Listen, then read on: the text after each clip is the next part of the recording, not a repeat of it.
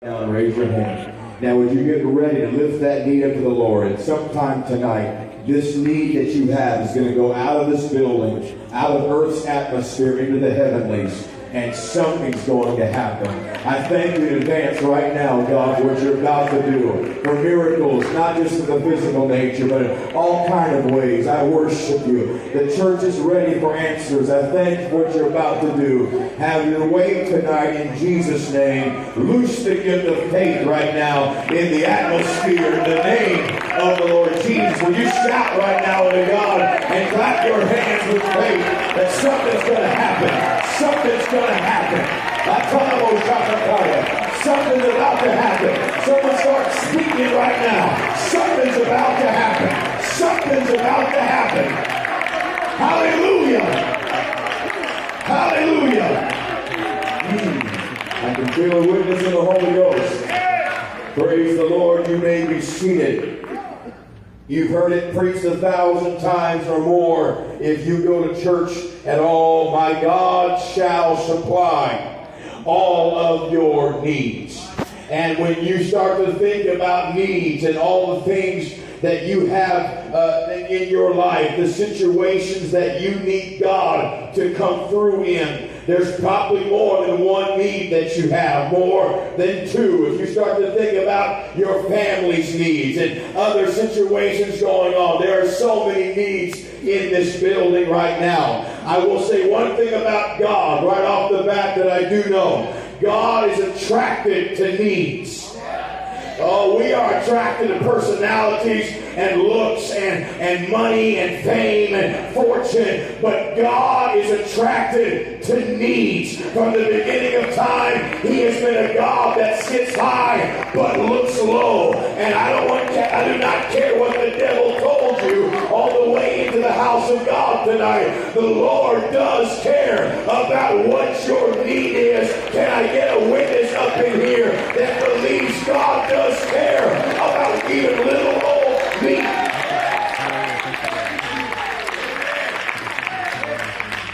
A few weeks ago, or a couple weeks ago, we tapped into some channels of prayer. We talked about the 4 channels of prayer and thanksgiving and supplication and intercession. Then we really hit on intercession a week or two ago in one of our services, and there was such a shift in the atmosphere as we began to pray and weep. And I've never seen an Easter that followed like that, where 19 people were filled with the gift of the Holy Ghost. I'm an evangelist. That does not happen on Easter Sunday unless somebody has been in intercession, believing God for a harvest in the area.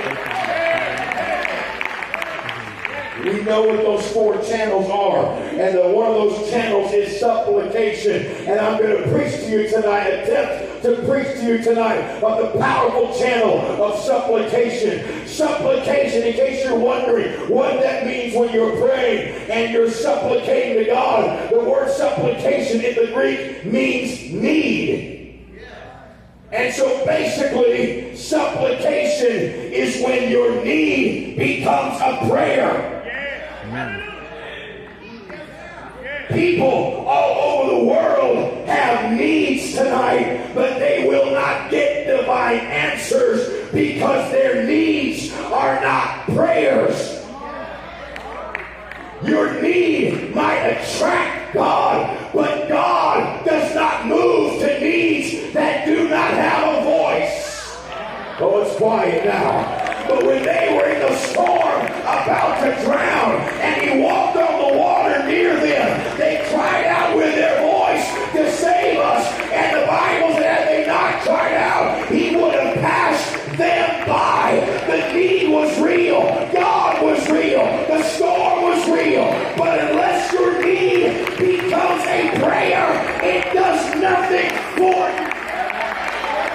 That's cute. Thank you for the golf clap. Let me tell you something. We are full of people that tell everyone, I'm praying about it. When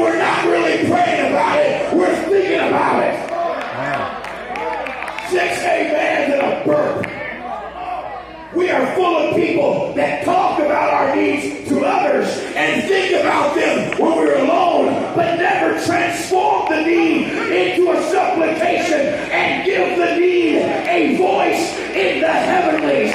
Your peer does not need to know your need.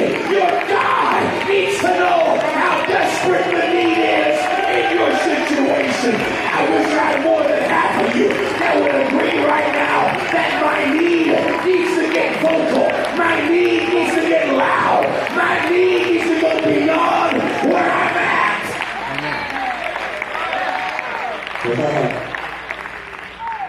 The supplication is basically giving your need a voice. And we come to God and we'll praise Him when things are fine. And we'll worship Him when we feel in church. But when it comes to the need, we question Him. I'm preaching better than you're responding. We question Him. Come on, God. Where are you? Come on, God. What's the plan? We're all guilty of it. When we get around the need, we go from praising to questioning. We go from praising to wondering, worshiping to confused. Why? Because the need can be so loud inwardly that we become silent outwardly. Oh, let me talk to you right now. Needs can be so loud on the mind that they cause the mouth to shut up. It's amazing how you can worship God with everything in you, when everything's wonderful. But when the need shows up, well, I hope God is going to come through. I hope God is going to make a way. I hope God has a plan. And you know what? We are full of people that are hoping God isn't going to drop the ball. God has never dropped the ball from the beginning of time. You'd be the first person on planet Earth that God has forsaken if He forsakes you. But He said, I will never forsake you. Lo, I am with you always, even to the end of the world. Would someone shut the devil up right now and start to declare with your voice that my need will get God's attention? Somebody shout Jesus. The need does nothing until it turns into a prayer.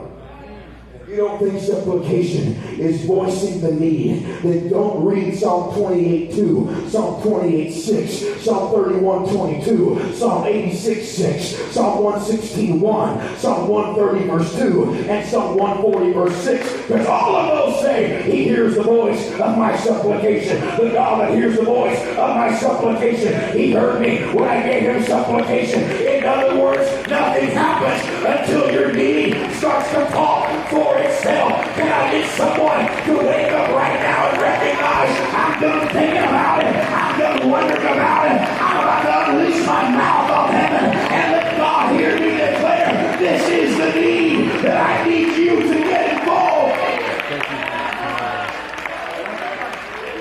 You see, if it's a want, man can fix it.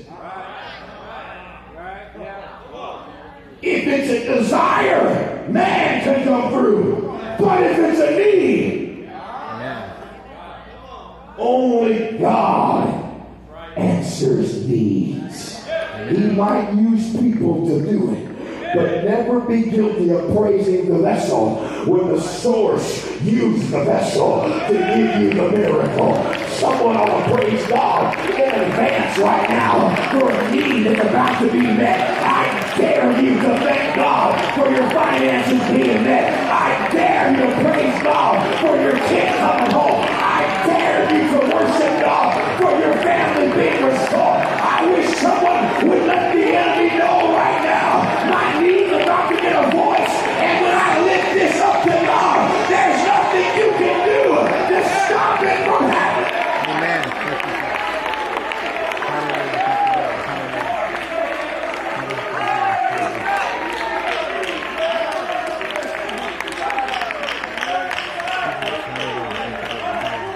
We think because we're thinking about it that we're praying about it.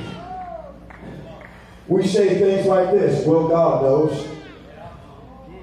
Well, I told God what to do. We quote that verse, concerning my works command ye me. You better be careful quoting that verse until you read the original Hebrew. Amen. Because it says, concerning my words, command you me with a question mark at the end. Meaning, are you really going to tell me what to do? But oh, it's quiet. Some of you know that verse existed. I'm sorry. That's what really happened right there. But when you have a need, you can't boss God around with the need. But you certainly can't sit there silent and say, well, he knows. Yeah, he knows.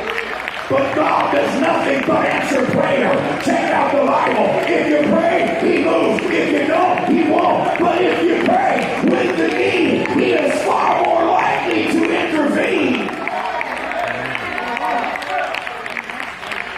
Well, God knows. God knows everything. But he gave you a mouth for a reason. He invented supplication for a reason. He's letting you know, I like it when you bring your, you know why he likes that? Because when you tell God it's here, it's in your hands, you're telling the Lord, no one on this planet can do what I need done. So I'm going to lift up this thing above my family, above my friends, above my church, and lift it to heaven, because there's only one God that knows how to meet my needs. Can you put it for me, Esther, chapter 4, verse 8? They're about to get killed. Haman's got the king convinced that everyone should die that's Jewish. And here comes, everyone's got the decree to die. And here comes Mordecai. He gave him the copy of the writing of the decree that was given at Shushan to destroy them, to show it unto Esther, she's the queen, and to declare it unto her, and to charge her that she should go into the king to make. Am I the only one reading it? That's one. It's on the screen. Supplication unto him, and to make request before him for her people. Ready? They got the need. They have no voice. We have a need that we all need to be saved, Esther. They're going to kill all of us. But we have no one that has access to the key. We have a real problem, and we've got nothing we can do about it. But you have access to the one that can fix it. In other words, you have a voice, and if you take the lead and raise your voice, Esther, the king with one command can release a word that blocks their path and answers the need.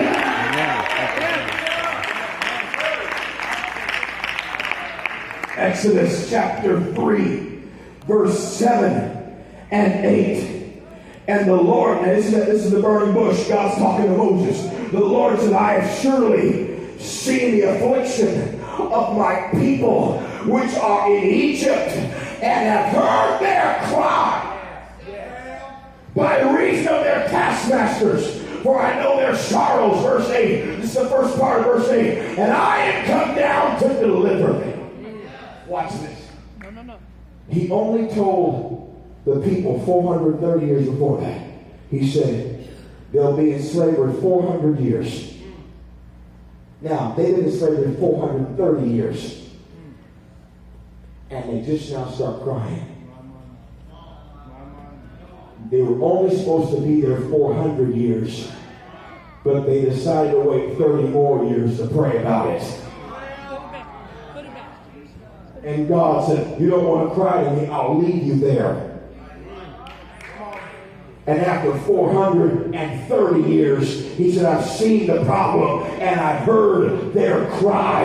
And he said, I have come down to, all I was waiting on was someone to turn the knee and give it a voice and say, only you can get us out of here. And God told him, watch this. And in one night, he got 3 million people out of Egypt with one command, because that's how big he is. You might have been waiting a while, but with one command from God. With that widow that came to an unjust judge, and she kept bugging him with her need. And he said, even though I don't fear God or man, I'm going to give her what she wants. And he said, shall not the Father who loves you, shall not he avenge you speedily?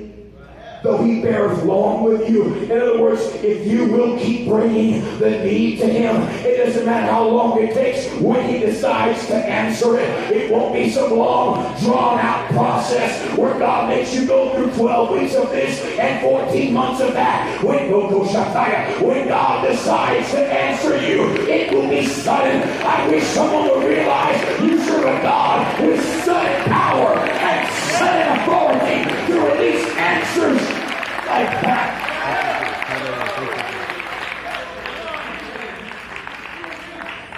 Do you think Bartimaeus' blindness got God's attention? His blindness didn't stop Jesus. His voice did. His need did not stop God. His problem did not get him a miracle. His situation did not get him an answer. His voice did. Oh, I'm going to say it like I mean it right now. We've got too many people come to church, get in the altar, and look around the whole time. I don't want to pray as they're singing. And then wonder why God isn't meeting the need. Quiet now. We should have shouted earlier. Now I'm going to dig it out.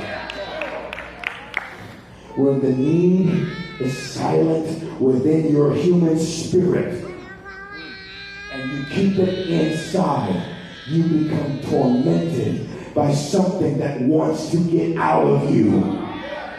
The need is saying, get rid of me. I don't belong in your head. I belong in the heavenlies. But we are too carnal to understand that. So we sit there and dwell on it and think it and try to figure out with our brain. You'll never get God's answer figured out with your brain. You have to take the need. That's why the Bible says, trust in the Lord with all your heart and lean not so high to your own understanding.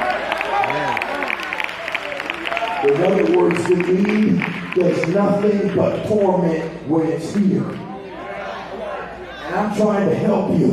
And there's some people that I believe think they're giving their need to God, and they're not. They're giving God criticism. They're giving God question marks. They're giving God, why are you doing this? Why aren't you doing that? And they're talking about it, but they're not truly bringing supplication. Supplication is this. Here's the situation, God. Only you can take care of it. But guess what, Lord? I trust you, and I'm going to worship you right now for this specific situation. I wish somebody right now would not give God a general patty cake praise, but would get real right now about the need and say, only you can, but you will.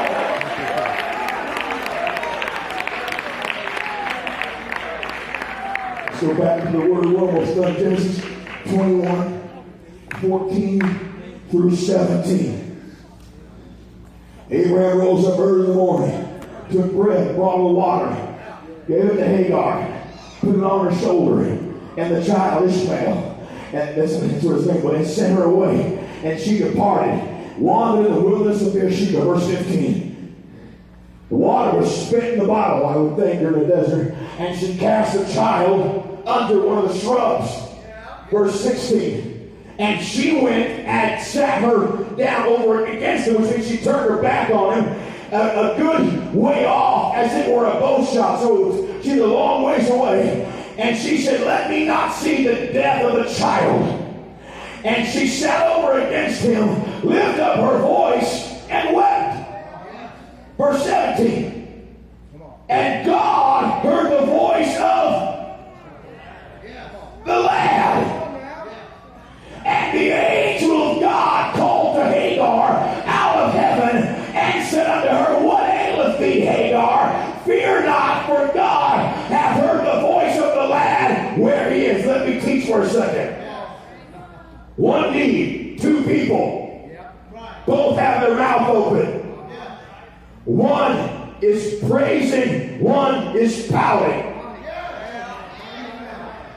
One is saying, God, you can do it. Come through. The other is saying, we're done. We're finished. We're going to fall apart. We're going to lose everything. And when heaven hears, they hear both voices. Because they said, what's your problem, Hagar? We hear the voice of the king. Apparently Ishmael, still at that point, had enough Abraham in him to know that if you've got a need, you better get your mouth open and give that need to God. I wish somebody would recognize it right now. I'm done pouting. I'm done wondering. I am going to worship my way into my answer.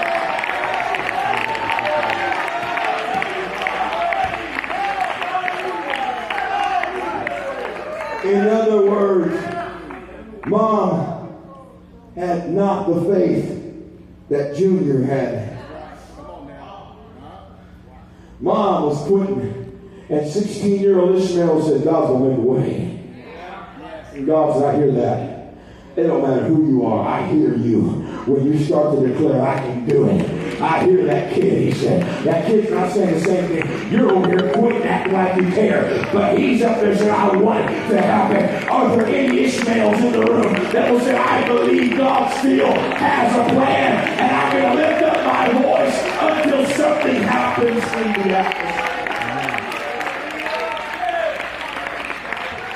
The girl Ezekiel, God puts them in the valley of dead bones and says, can these bones live? A dead situation. Says, yeah. And Ezekiel said, Lord, you know? And God said, yeah, I know. Open your mouth. Amen. He said, prophesy to the wind and say to the four winds. That means north, south, east, and west. You know what he said? He said, get your mouth going in every direction. Amen. In other words, it's not your job to know how I'm coming through. It's your job to speak until I come through. In other words, I might come in from the north. I might come in from the south. But your job is to keep your mouth open, declaring God is going to make a way. God is going to provide. God is going to heal. I wish someone with a need would start prophesying right now to God. You're going to answer. You're going to come through. I know you won't drop me. I know you won't bail on me. You're going to answer me. Stand to your feet. Ezekiel said, I prophesied as I was commanded. He said, I was in submission and I got my mouth open. And when you're in submission and you get your mouth open and you start to say, I don't know where he's coming from, but he won't come through. I don't know if it's going to be this way or that way. I don't know if the tumor's going to disappear, or the doctor's going to do surgery, or they're going to give me this kind of treatment, or I'm going to do that. But I know one thing. He's going to make a way. I don't know if he's going to come bless that way, or use that person, or use it, but I just know God's going to make a way. I dare you to get like Ezekiel right now and start prophesying to what you cannot see and declare to the invisible God will meet our need. Who has a need? I'm going to ask you again. Who has a need? Hopefully your perspective has changed the last 20, 30 minutes.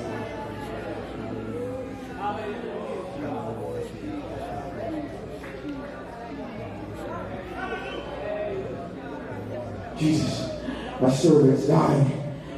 Well, let me come to just speak the word only, and my servant shall be healed. And we all realize the power of the spoken word of God. But we ignore the fact that the guy was prophesying to God with his own mouth. He said, I've got a need, and I release you right now in my house, God, to take care of it. Because you don't have to come to my house. You can speak from where you are, and that word from the king will trickle its way all down to where the need is. Where the word of the king is, there's power. What are you going to do to get God to talk to your situation right now? What are you going to say? What are you going to prophesy? How are you going to worship? If you're going to come up here and complain, don't come up here. If you're going to come up here and trash the preacher, don't come up here. If you're going to get mad at God, don't come up here. You won't blend in very well. But if you're going to come up here and say, God, here's the situation. I declare to heaven, earth, and hell that you're in control of it, and you're going to get the last word. And no matter what I'm going through right now, I will worship you because you will not forsake me. My family has a miracle on the way. My situation's going to be answered. There will be a recovery. There will be a change. There will be a breakthrough.